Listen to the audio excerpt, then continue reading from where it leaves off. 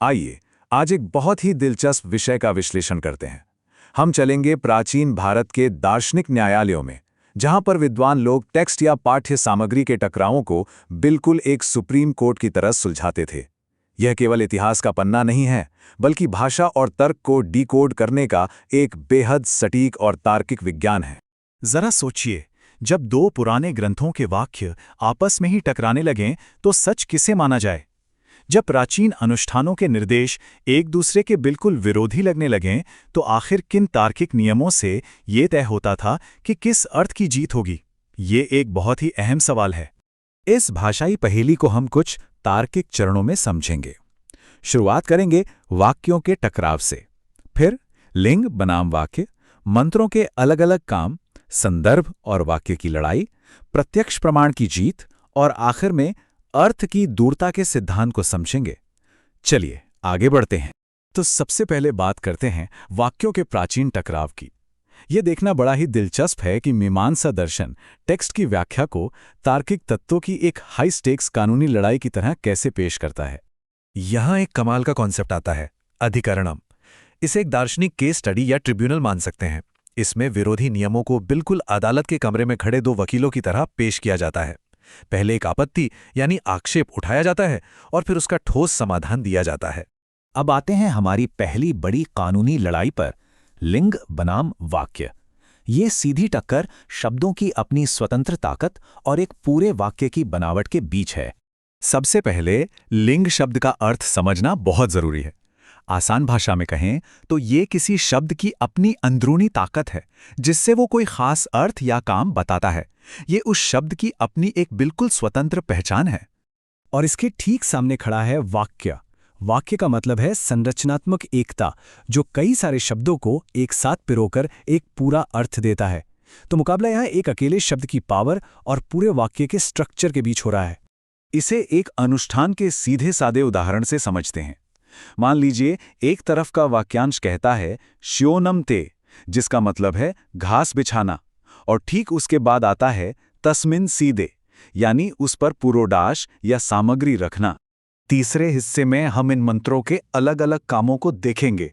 अभियोजन पक्ष यहां दलील देता है कि ये दोनों हिस्से अपनी अंदरूनी ताकत की वजह से मिलकर एक ही वाक्य बना सकते हैं।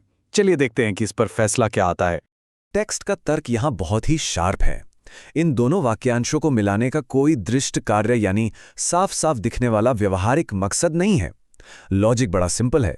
पहले दोनों के अलग अलग कामों को पहचानिए, फिर ये देखिए कि इन्हें मिलाने से कोई नया पर्पस सॉल्व नहीं हो रहा, इसलिए इन्हें स्वतंत्र ही रखना बेहतर है।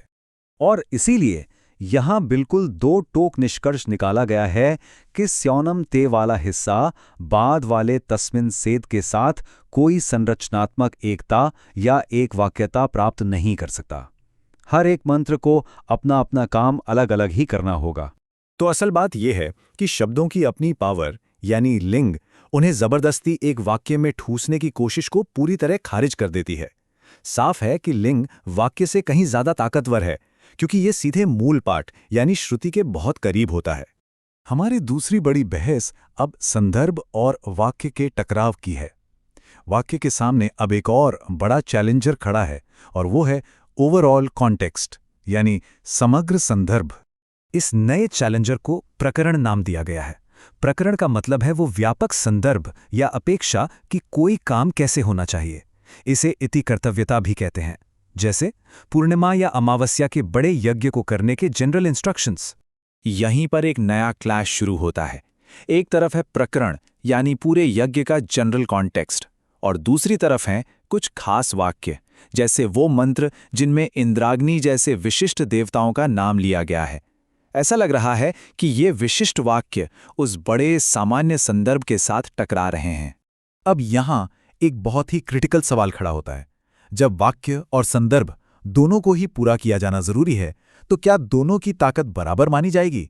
क्या दोनों का पल्ला समान रूप से भारी है? पांचवें हिस्से में हम देखेंगे प्रत्यक्ष प्रमाण की जीत। इस सवाल का जवाब इस बात पर टिका है कि विद्वान प्रमाण या सबूत को किस नज़र से देखते हैं। इस उलझन को सुलझाने के लिए एक बहुत ही स्पष्ट लाइन खींची गई है। एक और है वाक्य की एकता, जिसे सीधे तौर पर देखा जा सकता है, यानी प्रत्यक्ष प्रमाण, और दूसरी ओर है संदर्भ, जिसे समझने के लिए थोड़ा लॉजिक लगाना पड़ता है, यानी अनुमान। और फिर आता है ऐतिहासिक फैसला। टेक्स्ट साफ तौर पर ऐलान करता है कि वाक्य ही ज्यादा ताकतवर है। कारण बहुत ही सीधा सा, अर्थ की दूरी। प्रकरण के मुकाबले वाक्य सीधे सीधे अपना अर्थ बताता है। इसका लॉजिकल एल्गोरिदम बिल्कुल शीशे की तरह साफ है। पहला, वाक्य की एकता प्रत्यक्ष है। दूसरा, संदर्भ की एकता सिर्फ अनुमानित है। और तीसरा, प्रत्यक्ष प्रमाण हमेशा अनुमान को हरा देता है। जो चीज सामने दिख रही है उसे महज अंदाजे के बल पर पलटा नहीं जा सकता। अब आते हैं निष्कर्ष पर। अर्थ की दूरता। इन सारे अदालती दांव पेचों और बहसों को कंट्रोल करने वाला सुप्रीम रूल यही है।